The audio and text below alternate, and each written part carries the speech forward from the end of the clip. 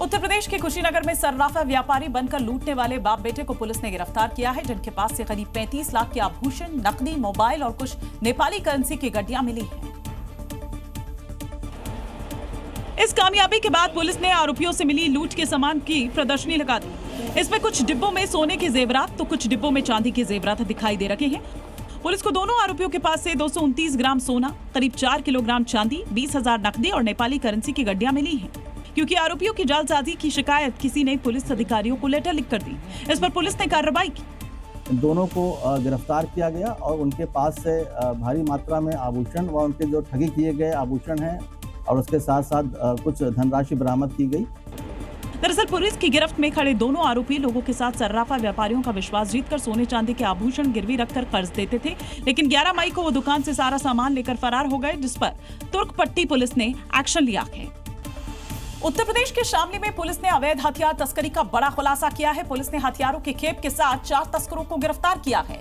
पूछताछ में खुलासा ये हुआ है कि लंबे समय से इस अवैध कारोबार में ये लगे हुए थे। पुलिस की गिरफ्त में आए ये वही 4 हथियार तस्कर हैं और ये इनके पास से बरामद हथियारों की खेप। पूछताछ में पता चला है कि अवैध पिस्टल्स को ये 50 से 55 हजार रुपए में बेचते थे। पुलिस को इन हथियार तस्करों के कब्जे से 10 तमंचे, 1 पिस्टल, 18 जिंदा कारतूस और 1 बिना नंबर की बाइक बरामद हुई है। पुलिसिया पूछताछ में ये खुलासा हुआ है कि आरोपी मध्य प्रदेश के खंडवा जिले से सस्ते दामों पर हथियार खरीदकर पश्चिमी उत्तर प्रदेश के जिलों में बेचते थे। और वे तो मुख्यतः सप्लायर है, इनके तमाम ऐसे लोग जो खरीदने वाले हैं उन पर हमारी निगाहें लगी हुई है, बहुत जल्दी इसको अरेस्ट करेंगे। फिलहाल पुलिस इन हथियार तस्करों को अवैध हथियार देने वालों की तलाश में जुट गई है। साथ ही पुलिस ये पता लगा रही है कि ये किसी बड़े सिंडिकेट का हिस्सा तो नहीं।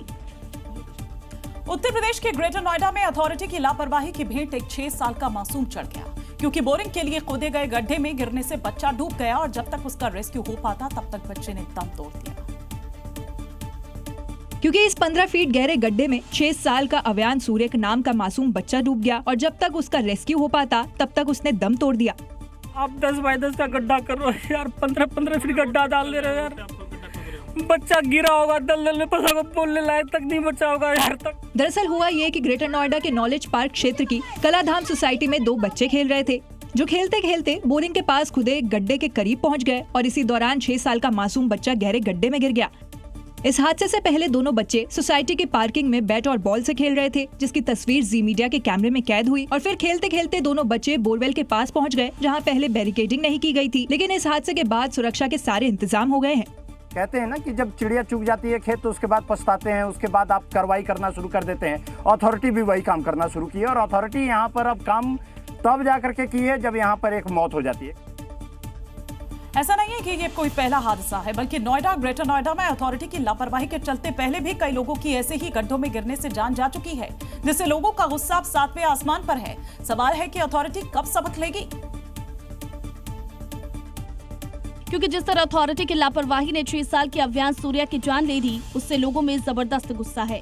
मुझे एम्बुलेंस से उतार करके वहीं छोड़ दिया रास्ते में, और देखो आप देखो यहाँ पे मेरे साथ क्या हुआ, चोट लगा मुझे वहाँ धक्का दिया और धक्का दे करके गाड़ी से फेंक दिया और लाश लेकर के वो भागे। लाश लेकर के क्यों भागा, किसके लिए भागा और वो किसको बचाना चाहता है। देखिए जो राज मेहता मरा है वहाँ पे क्या बना दिया है, वहाँ पे बिल्कुल ऐसा लग रहा है जैसे उसके खत्म होने के बाद ऐसा कर दिया कि जैसे बहुत बढ़िया जगह है, लाइटें लग गई, रोड सही हो गया, लेकिन यही करेंगे, मरने के बाद ही करेंगे। बोल दिया कॉन्ट्रैक्टर ने हमसे अप्रूवल नहीं लिया।